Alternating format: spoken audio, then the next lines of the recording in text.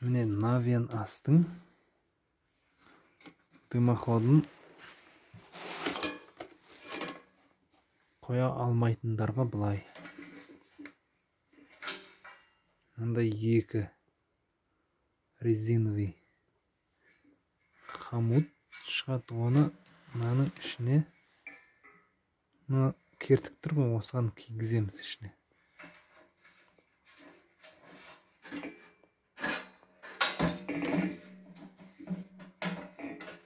Одан кейін барып мынаны кигіземіз. Ал мына гофраны тағамызда мынамен хомутпен байлайды екенбіз. Түсінбейтіндерге.